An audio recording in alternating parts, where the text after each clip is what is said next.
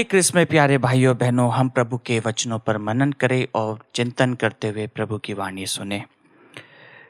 संत मत्ती के अनुसार पवित्र सुसमाचार अध्याय 10 पद संख्याएं 24 से लेकर 33 तक। यीशु ने अपने प्रेरितों से कहा, ना शिष्य गुरु से बड़ा होता है और ना सेवक अपने स्वामी से। शिष्य के लिए अपने गुरु जैसा और सेवक के लिए अपने स्वामी जैसा बन जाना ही बहुत है। यदि लोगों ने घर के मालिक को बेलजबुल कहा है तो वे उसके घर वालों को क्या नहीं कहेंगे। इसलिए उनसे नहीं डरो। ऐसा कुछ भी गुप्त नहीं है जो प्रकाश में नहीं लाया जाएगा, और ऐसा कुछ भी छिपा हुआ नहीं है जो प्रकट नहीं किया जाएगा। मैं जो कुछ तुमसे अंधेरे में कहता हूँ उसे तुम उजाले में सुनाओ। जो तुम्हें फुसफुसाहटों में कहा जाता है उसे तुम पुकार पुकार कर कह दो। उनसे नहीं डरो जो शरीर को मार डालते हैं किंतु आत्मा को नहीं मार सकते, बल्कि उनसे डरो जो शरीर और आत्मा दोनों का नरक में सर्वनाश कर सकता है। क्या एक पैसे में 2 गौरैया नहीं बिकती? फिर भी तुम्हारे पिता के अनजान में उनमें से एक भी धरती पर नहीं गिरती। हाँ, तुम्हारे सिर का बाल बाल गिना हुआ है, इसलिए नहीं डरो। तुम बहुतेरी गौरैयों से बढ़कर हो। जो मुझे मनुष्य के सामने स्वीकार करेगा उसे मैं भी अपने स्वर्गीय पिता के सामने स्वीकार करूंगा। जो मुझे मनुष्य के सामने स्वीकार करेगा उसे मैं भी अपने स्वर्गीय पिता के सामने स्वीकार करूंगा। हाँ क्रिस में प्यारे भाइयों बहनों, आज के सुसमाचार पाठ में हम पाते हैं कि किस प्रकार से प्रभु यीशु स्वयं अपने प्रेरितों से कहते हैं कि ना शिष्य गुरु से बड़ा होता है और ना सेवक अपने स्वामी से। लेकिन प्रभु ये बात का विवरण काफ़ी अच्छे तरीके से कहते हैं कि जो शिष्य है वो गुरु जैसा बन सकता है, सेवक अपने स्वामी जैसा बन सकता है, लेकिन वह जो आदर सम्मान और वो जो सीख उसने सीखी है वह उसमें कभी भी अपने गुरु या अपने मालिक की बराबरी नहीं कर सकता। हाँ क्रिस में प्यारे भाइयों बहनों, आज के सुसमाचार पाठ में हम ये पाते हैं कि प्रभु स्वयं कहते हैं कि तुम चिंता मत करो और तुम्हारे सर के बाल भी गिने हुए हैं।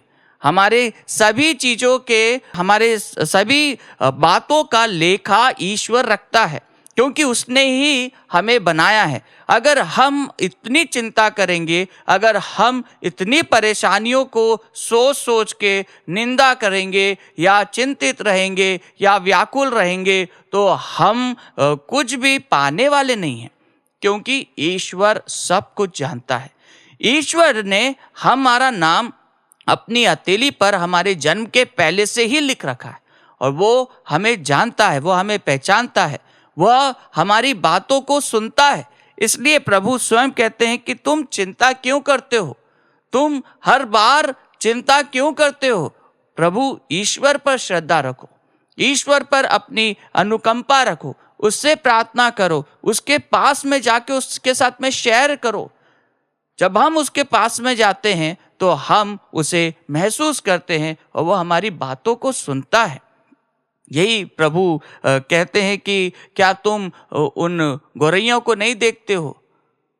क्या वो ऐसे ही जमीन पर गिर जाती है? क्या उनको ईश्वर नहीं संभालता है? क्या ईश्वर उन बहुतेरी गौरैयों को अपने हाथों में नहीं संभालता है? क्या वह उनकी जान की परवाह नहीं करता है? हाँ क्रिस में प्यारे भाइयों बहनों, हम मनुष्य होने के नाते हम अक्सर 3 बातों पर बहुत ही मनन करते हुए सोचते हैं, चिंतित रहते हैं। और वो 3 बातें रोटी, कपड़ा और मकान। रोटी के लिए हम मेहनत करते हैं, पैसा कमाते हैं, अच्छे अच्छे जॉब करते हैं, स्टैंडर्ड बनाते हैं।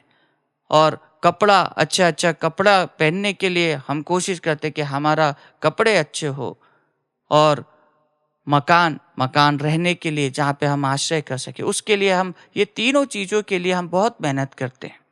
और ये 3 चीज़ ही हमें जीवन का एक अनूठा मर्म बताती है कि हम मनुष्य ईश्वर के द्वारा रचे गए हैं, और ईश्वर ने हम सभी को रोटी के रूप में एक ऐसी शक्ति प्रदान की है कि अगर हम रोटी ग्रहण नहीं करेंगे, पानी नहीं पिएंगे, तो हम कुछ भी नहीं कर सकेंगे, हम मर जाएंगे।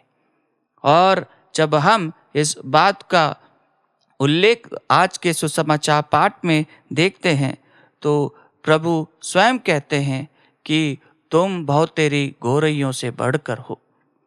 अगर तुम विश्वास करते हो तो तुम्हारा विश्वास तुम्हें परिपक्व करते हुए ईश्वरीय विश्वास में आगे बढ़ाएगा और तुम्हें इस जीवन में अपने जीवन का मर्म समझाएगा। और यही बात प्रभु स्वयं रूप से कहते हैं कि अगर तुम मुझे अस्वीकार करोगे तो मैं भी तुम्हें मेरे पिता के सामने अस्वीकार करूंगा। हाँ क्रिस्त में प्यारे भाइयों बहनों, जो मुझे मनुष्य के सामने स्वीकार करेगा उसे मैं अपने स्वर्गीय पिता के सामने स्वीकार करूंगा। और यही बात प्रभु आज हमें अपनी शिक्षा के माध्यम से बताते हैं कि क्या हम ईश्वर की बातों पर, जो प्रभु स्वयं ईश्वर से सीख कर आए थे, क्योंकि प्रभु कहते जो मैंने मेरे पिता से सुना है वही तुम्हें बताता हूँ, जो मैंने देखा है वही मैं तुम्हें बताता हूँ, और जिसने मुझको देखा है उसने पिता को देखा है।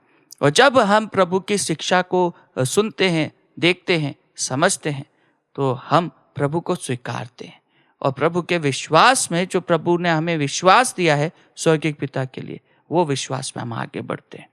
हाँ क्रिस्त में प्यारे भाइयों बहनों, आइए आज के सुंदर दिन में हम अपने मनोभावों को प्रभु की ओर ले जाते हुए अपने विश्वास के लिए प्रार्थना करें कि क्या हम प्रभु के वचनों पर विश्वास करते हैं, क्या हम प्रभु की शिक्षा पर चलते हैं।